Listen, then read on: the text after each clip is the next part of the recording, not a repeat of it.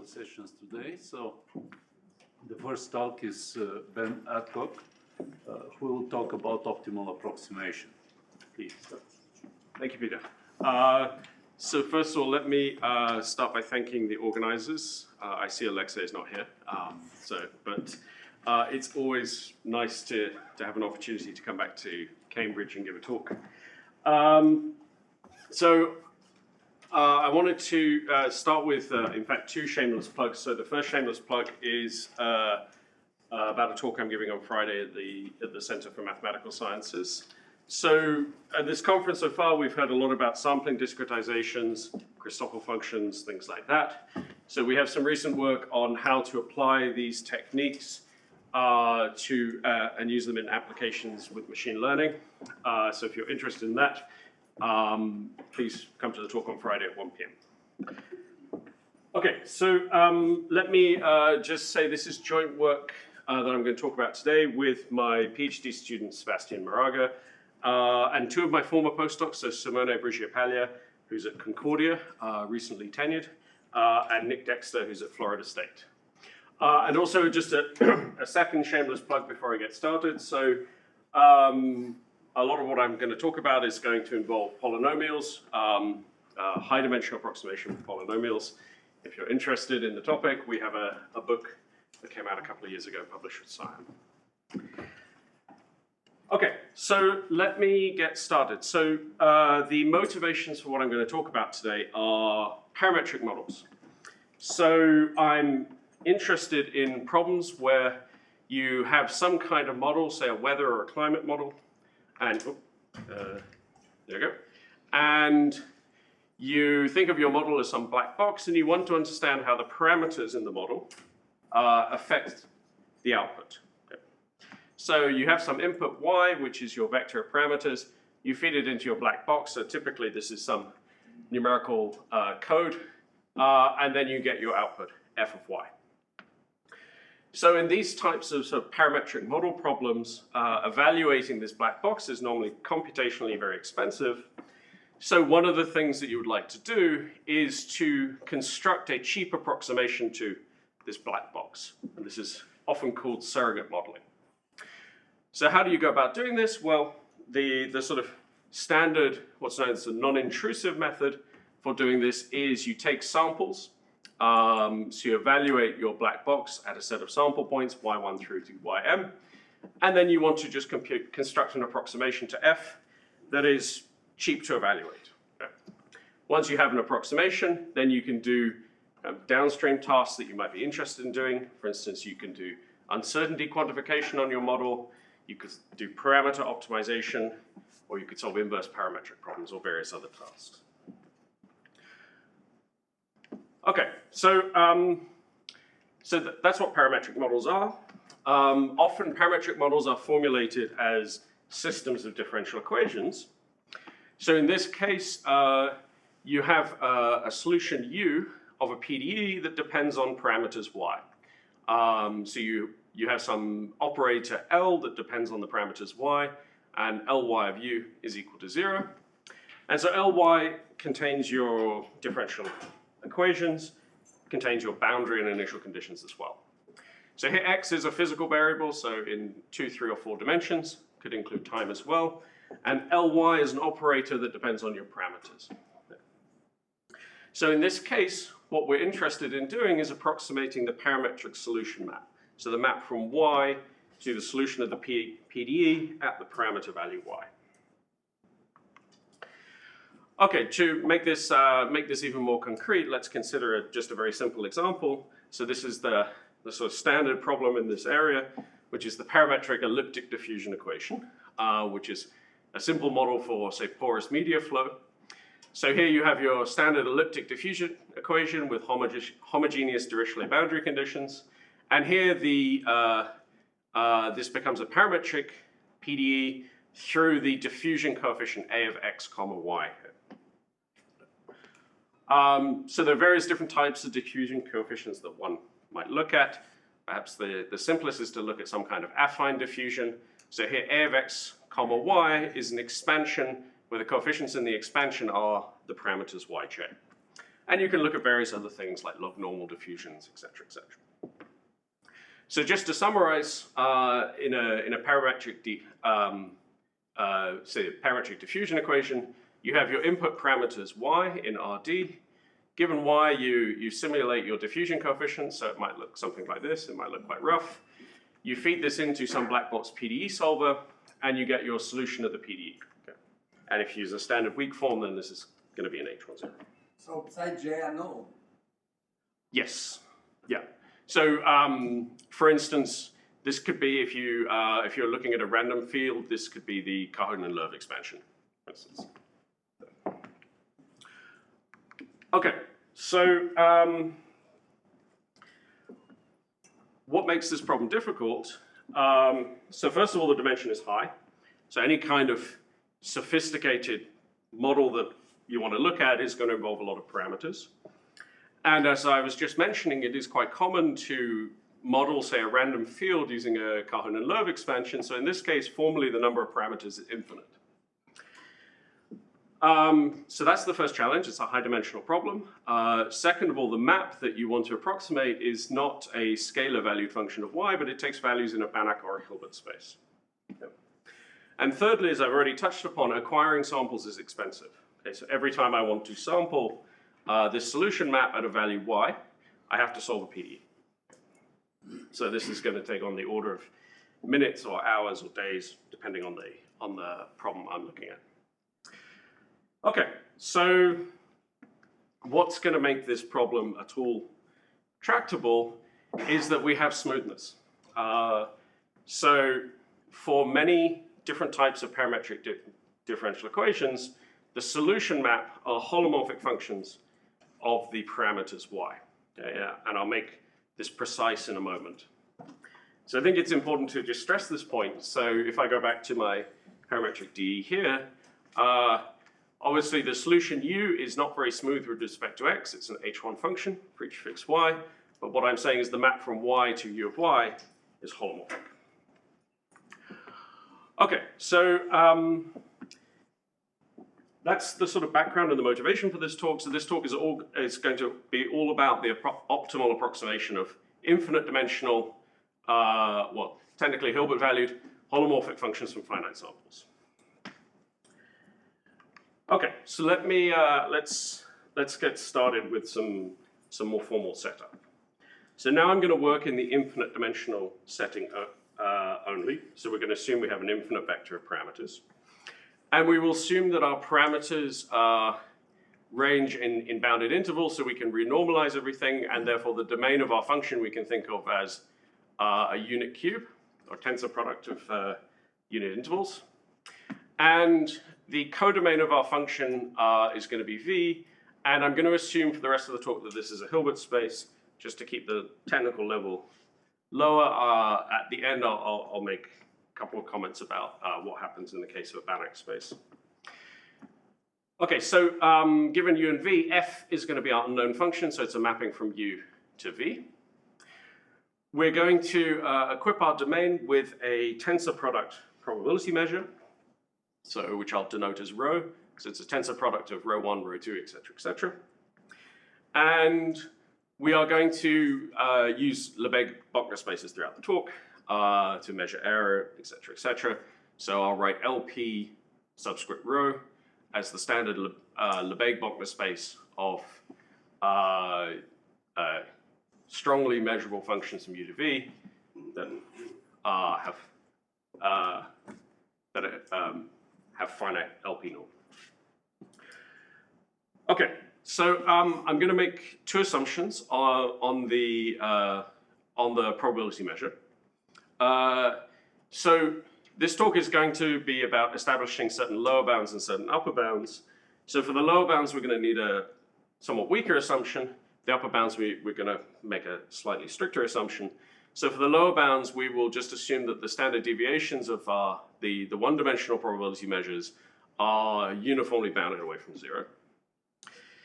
And for upper bounds, we're going to assume that rho I is a Jacobi measure. So it's a probability measure, but it's proportional to 1 minus y to the alpha I times 1 plus y to the beta I. but we'll allow different alpha i's and beta i's in each coordinates. However, we will assume that the alpha i's and beta i's cannot get too close to -1, and they can't blow up either. So there's going to be some tau for which alpha I and beta I is between tau minus 1 and 1 over tau. Okay, so just to be clear, assumption 2 is a stricter assumption than assumption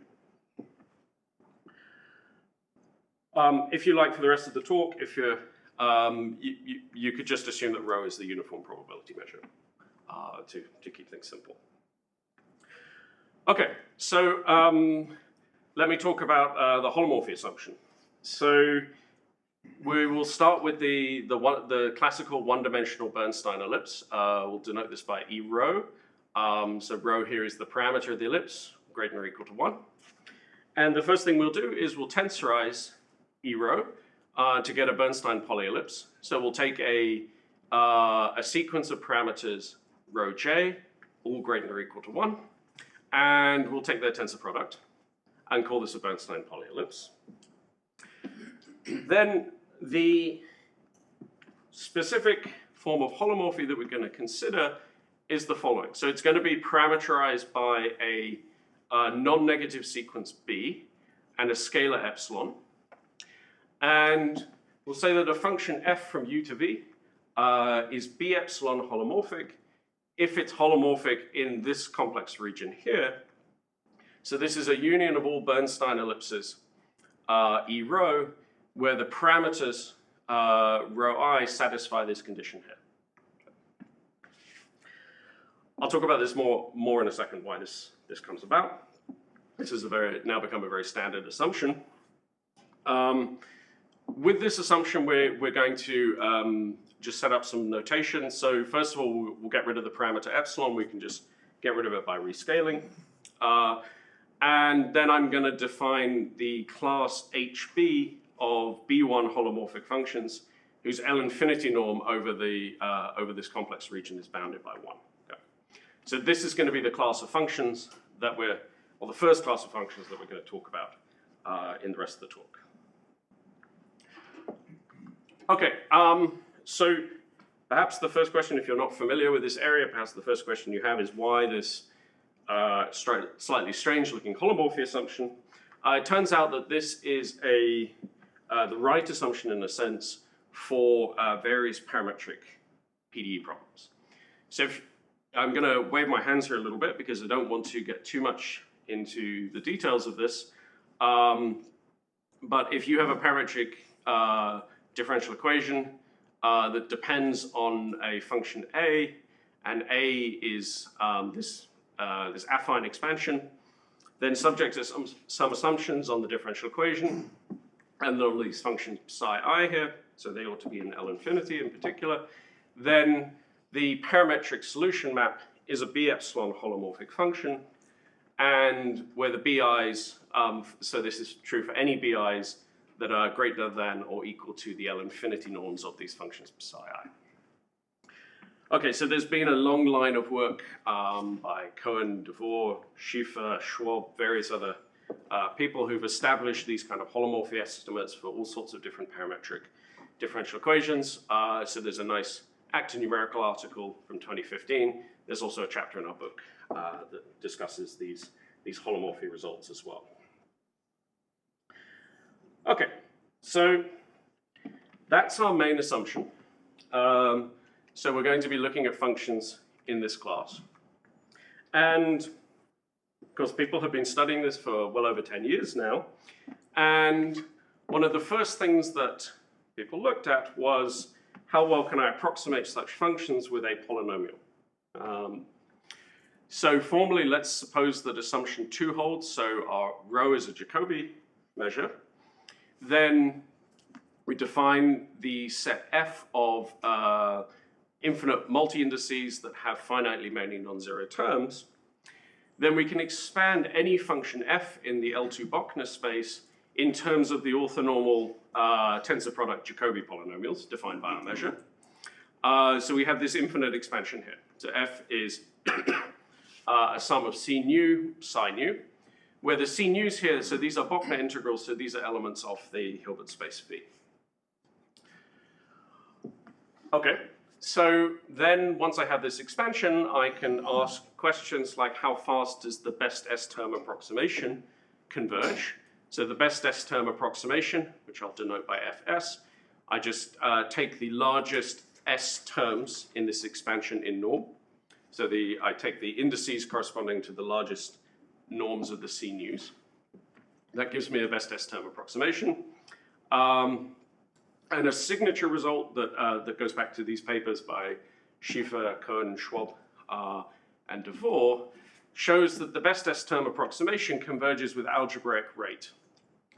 So to be precise, if F is B epsilon holomorphic, where B is in LP for some P between 0 and 1, then the best S-term approximation decays like S to the 1/2 minus 1 over P.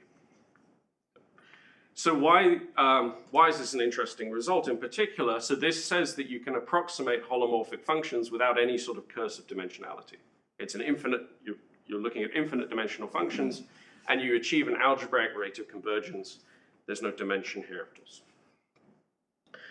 Okay, so that's this rate S to the 1/2 minus 1 over P is a sort of key thing to keep in mind for the rest of the talk. And however, this doesn't address the question that we started the talk with, which is how do we actually approximate such a function from sample values? So in particular, the questions I want to answer in the rest of the talk are, well, can we achieve the same rate with respect to the samples? Is this rate optimal, regardless of how we do the reconstruction? How do we choose the sample points in order to achieve this rate? And the fourth question is, can we do this in practice? Are there actually practical methods to do this? There's one more question that I want to, one more consideration that I want to take into account for the rest of the talk as well, which is I wanted to delineate two distinct settings that I'm going to think about in the talk. And this is what we describe as known versus unknown anisotropy.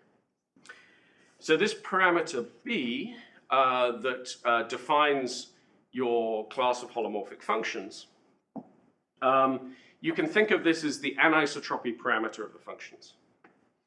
So if you recall a few slides ago, this region, this complex region in which your function is holomorphic, it's defined via what's often called an admissibility condition. So it's a union of Bernstein ellipses or Bernstein polyellipses whose parameters satisfy this condition here. So why does B control the anisotropy of such a function? Well, if Bi is large, this holds for smaller rho I, so therefore F is less smooth with respect to the ith variable. If Bi is small, in fact, or at the extreme, if Bi is equal to 0, then this holds for larger rho I, so therefore F is smoother in Yi. Okay, so I want to consider two cases for the rest of the talk. So the first case is where B is fixed, and you think of it as known. We'll call this the known anisotropy case. And then what is really sort of more realistic in practice is when B is unknown, and we'll call this the unknown anisotropy case. So then the final question to ask is, are there practical methods that can handle, in particular, this unknown anisotropy case? Okay, so in other words, can you develop methods that do not require any knowledge of the parameter B? Okay, so let's move on to lower bounds. So to prove lower bounds, we're going to look at M widths. So we're going to allow ourselves to take arbitrary samples, arbitrary linear samples of our function, so not just pointwise samples for the moment. So to do this, we're going to define a sampling operator, and we will allow it to be adaptive as well. So sampling operator is a map from the space of continuous functions from U to V, and that gives you M samples. So keep in mind these samples are V-valued because the problem that we're working with demands those kinds of samples. And it looks like this. So S of F is a vector with V-valued entries. The first entry is an arbitrary bounded linear operator applied to F. The second entry is the result of a operator S2 applied to F. So S2 is linear in its first component, but it can depend on the first measurement. Okay? So this is why this is an adaptive sampling operator. And in general, your ith measurement is going to be a bounded linear operator in its first component, but it's allowed to depend on the previous measurements that you've taken. Okay, so just to make this concrete, so the main case that we would be interested in practice is when you have pointwise samples. So S of F is F of yi at some sample points yi. And these could be chosen adaptively. So yi could be chosen adaptively based on your previous measurements. Okay, so that's what an adaptive sampling operator is. What is a reconstruction map? This is just going to be any nonlinear map from Vm to L2 row. Okay, so now we can introduce an M-width. So given the set HB of holomorphic functions that we're looking at, we will look at the best worst case error over HB. So we will look at the infimum over all adaptive sampling operators and reconstruction maps of the worst case error over HB of F minus its reconstruction.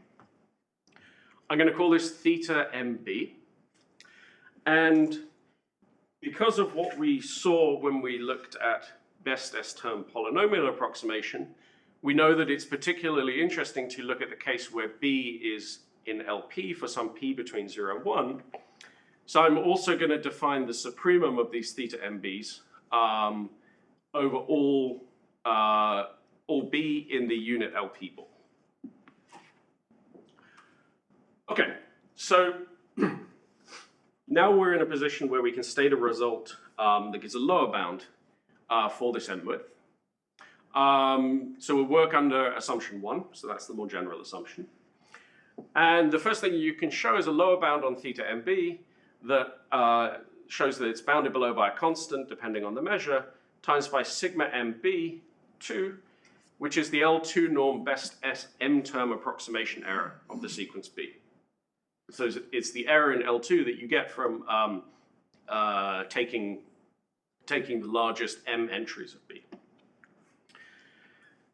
So that's the lower bound for theta MB. Then you can take the supremum over all B's in the unit LP ball, and then you get a lower bound, which is up to a constant M to the 1/2 minus 1 over P. So I said this rate is going to come up a lot in this talk, so this is the first instance of this beyond the best S-term approximation. So we can see that these M-widths uniformly in B decay at best like M to the 1/2 minus 1 over P. Okay, so that's the known anisotropy case. Let's talk about the unknown anisotropy case. So now what we're going to do is we're going to define a new function class h of p. So we'll fix p between 0 and 1, and we'll define h of p to be the union of all h of b's where b is in the unit LP ball. And then we'll look at the M-width with respect to this class. So the key difference in this setting is that the sampling operator and the reconstruction map, they cannot depend on B anymore, okay? Because they have to hold for the whole class. Whereas in the previous setting, your reconstruction map and your sampling operator could depend on B. Okay, so what can you show in terms of lower bounds for this thing? Well, actually, what you can show is that this does not decay at all. So this is bounded below by some constant for all M. So this result was actually, it was somewhat of a relief when we showed it, because we have been trying to design methods that would work over this class uniformly, and we couldn't. So then we switched our focus and we showed a lower bound to show that it was impossible, which made us somewhat happy. But of course, this is not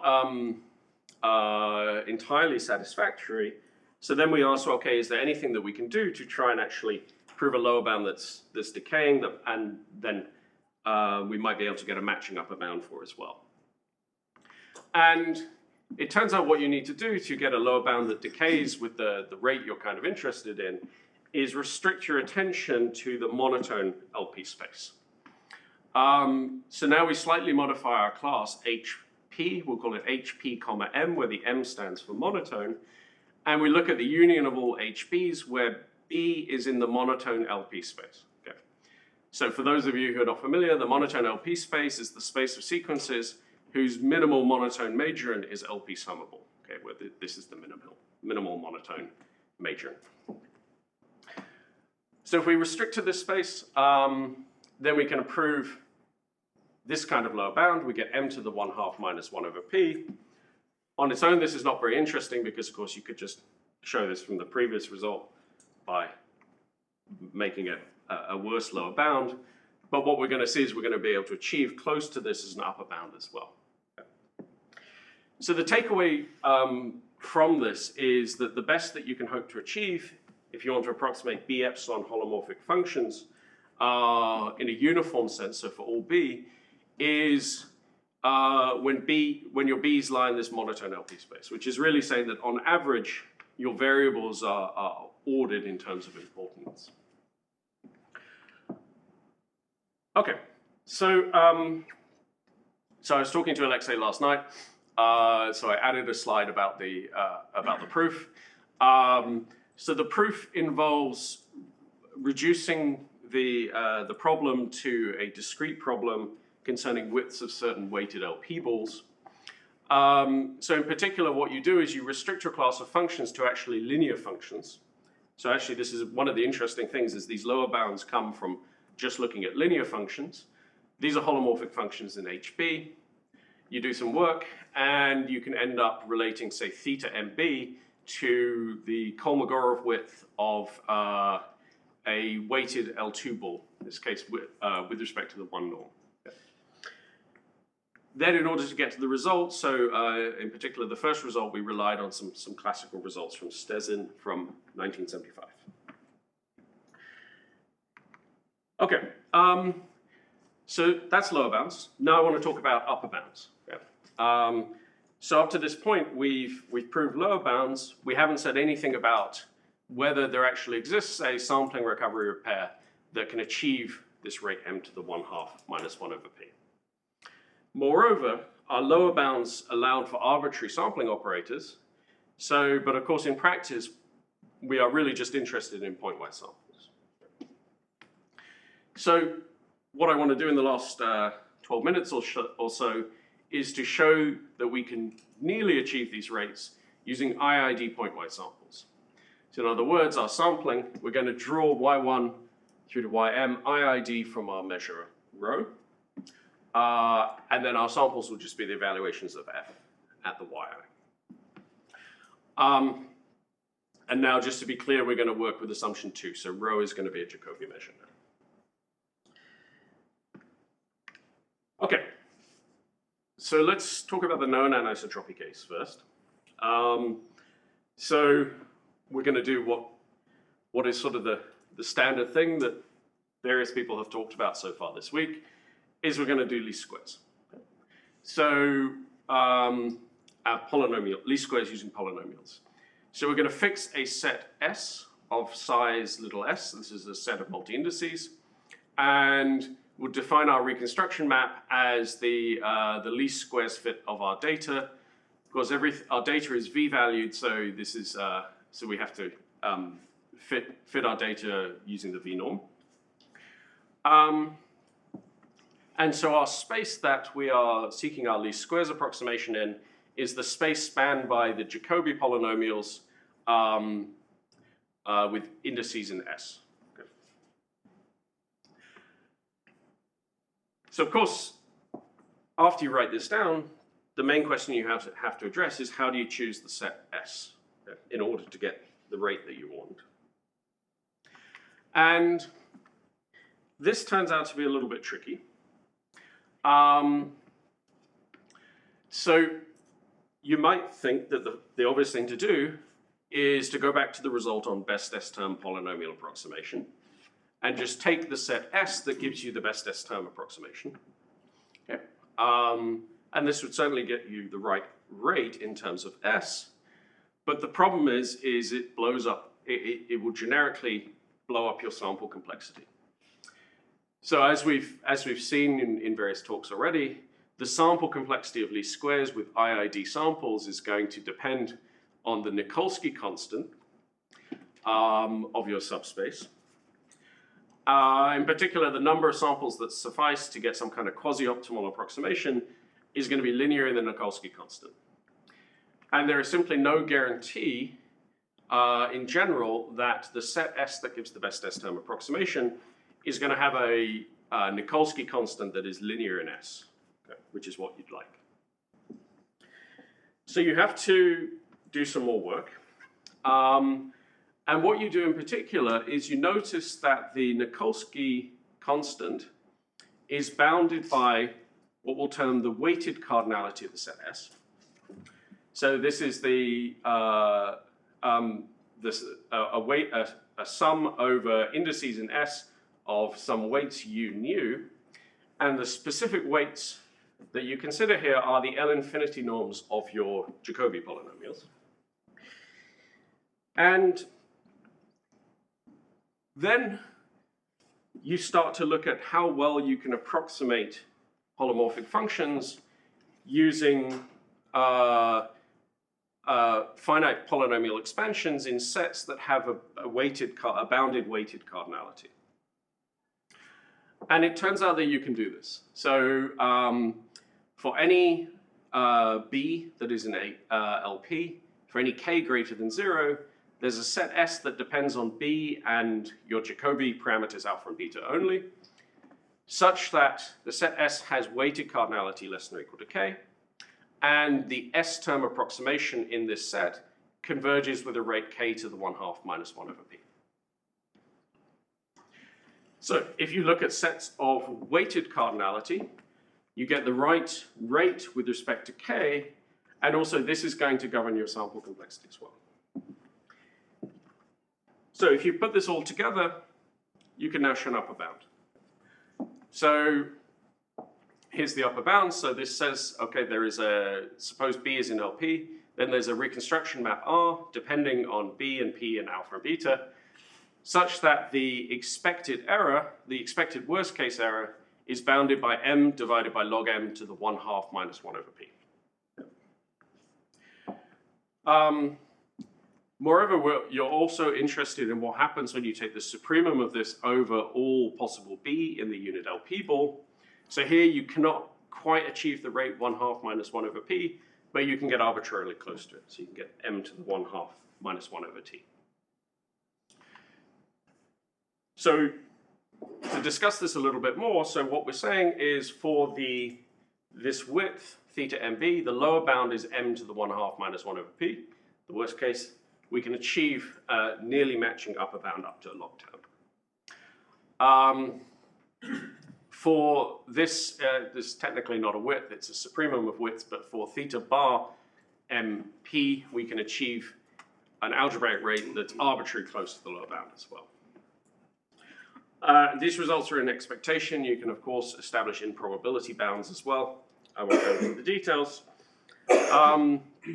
I will point out, because both the authors are in the audience, a key ingredient in getting the correct rates here is using ideas from this paper by David Krieg and Mario Ulrich, where we need to expand a certain error in a sequence of dyadic sets and bound the error that you get from those sets in probability. Okay, so that's the known anisotropy case. Let me talk about the unknown anisotropy case. So what do we want to achieve here? We want to design a reconstruction map R that's independent of B and achieves close to the optimal rate for any B in the monotone LP space. And also, we're going to actually be able to achieve that our reconstruction map is independent of P as well. So the idea to do this is to think of this as a compressed sensing problem. So what we know is that for each B, there is a good set S of some weighted cardinality less than or equal to K for approximating all functions in HB. So you can think of this as sort of weighted sparsity of your coefficients. And therefore, if you want to promote weighted sparsity, you can use techniques like weighted L1 minimization. So what do? We truncate to a large index set lambda, which I'm not going to write down. Happy to talk about offline. And then we're going to solve a weighted L1 minimization problem.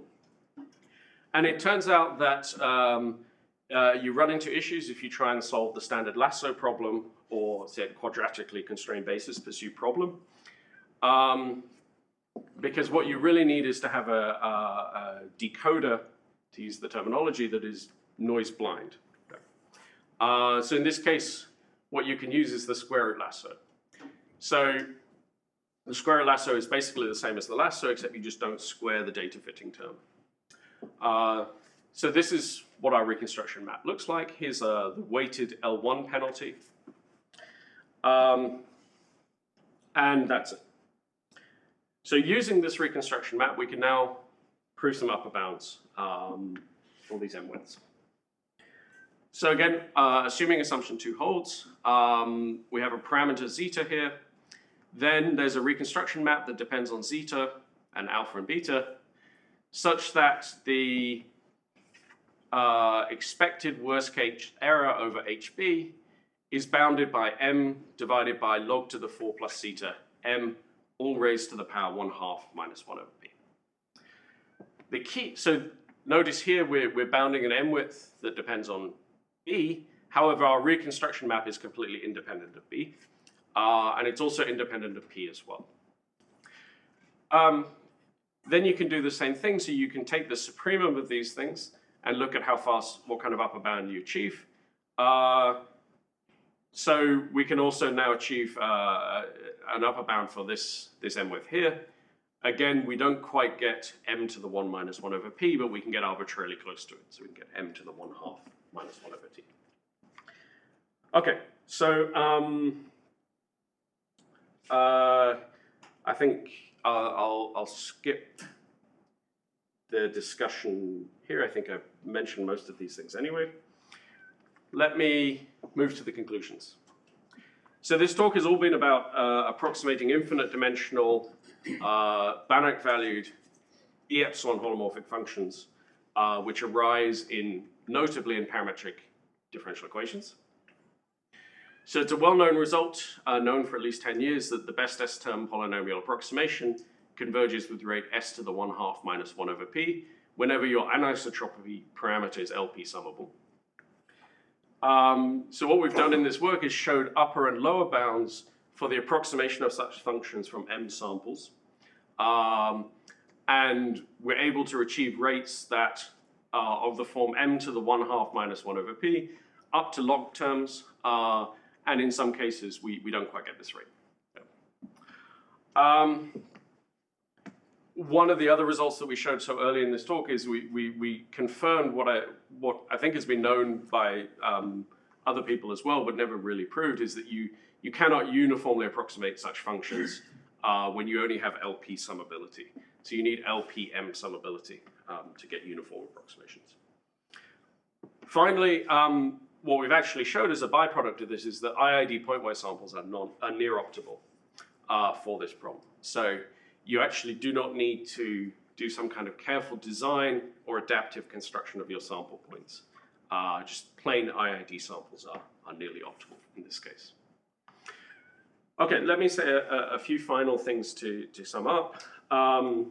So one question I get asked is, okay, well, obviously in practice you always truncate things, so you solve a finite dimensional problem. When do you actually see these kind of effects? In particular, when do i.i.d. samples work well?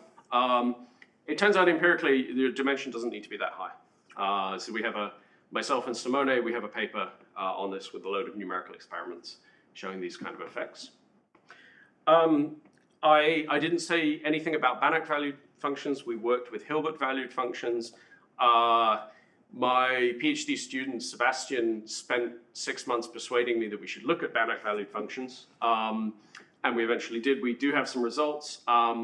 The lower bounds hold when V is a Banach space. Unfortunately, we don't have matching upper bounds. So you lose something when working with Banach-valued functions, at least with the techniques that we're using. I didn't talk about practical algorithms. Again, we have a paper on this as well. So in particular, For the unknown anisotropy case, where you have to solve this Hilbert-valued square root lasso problem, again, you can do this efficiently. So unfortunately, we're not sure if you can do it in polynomial time, but you can do it in sub-exponential time. Finally, in my abstract, I said I'd say something about operator learning, but I ran out of slides. But I want to say that you can take these techniques about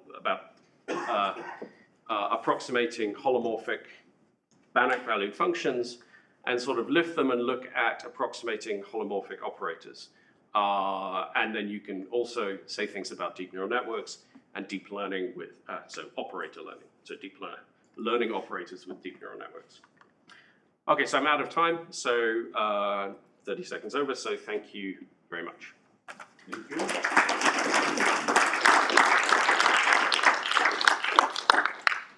Any questions? In all your theorem, you have p between 0 and 1.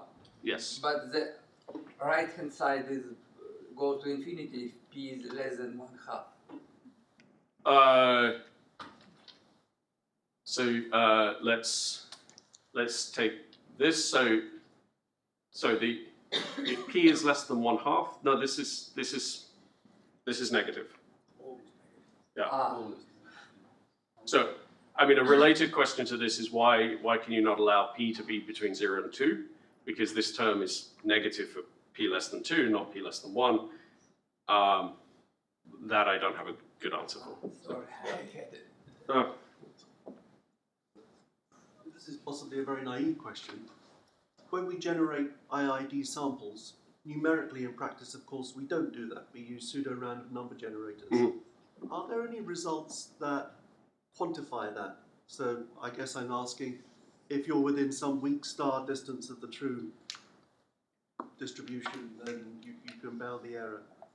Does it just not matter in practice, or? I would say it does not matter in practice. Potentially, you could prove such a result. We've never thought about it. But, yeah.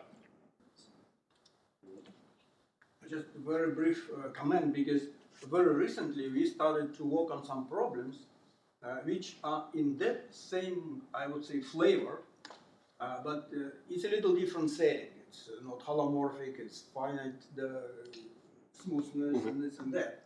But the remark is that in Banach spaces and also in Hilbert space, we use greedy algorithms. Mm-hmm. So it's kind of similar to compressed sensing that orthogonal matching pursued. And it is very interesting that all these things are very parallel. So I will send you the papers, probably in your case in Banach spaces, because there is a pretty well established theory of greedy algorithms. And we have this bounds similar to what you have. So it might be useful for upper balancing. Yeah, that would certainly be useful. For what Simone spent some time working or thinking about was we want to, say, have a version of OMP that works for weighted sparsity. And it's not clear to me how you formulate that and whether you can achieve convergence. Because it's really important that you're promoting weighted sparsity here, not classical sparsity. So. Last question. Okay, so Ben, maybe I missed that point. So, do you mean the sample points are finite, right? The size of the set of the sample point is finite. Yeah, you have m samples. So, Yeah. I was wondering if you know anything about like the smallest size of the set. In terms of the recovery can be done. Because it might be, my feeling is that the size of the set has to be kind of related to the support of the actual function. So if you have not enough sample points, probably you will lose the boundedness of the recovery so you're talking sort of Shannon sampling theorem type thing. I mean, it's different here because we're dealing with functions that are supported on a cube, right? They're not supported on the real line, right? So we don't need an infinite set of samples. We can get some approximation with some accuracy from a set of m samples. Okay. Okay. Thank you very much.